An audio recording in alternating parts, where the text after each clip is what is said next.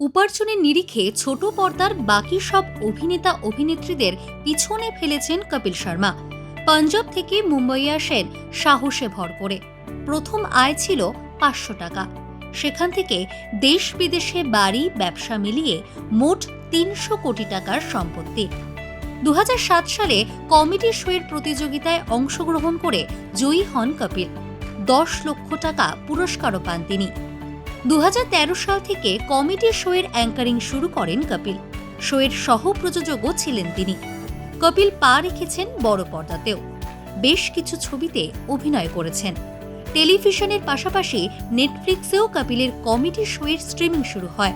শোনা যায় ১৫০ কোটি টাকায় নেটফ্লিক্সের সঙ্গে চুক্তিবদ্ধ হয়েছেন তিনি।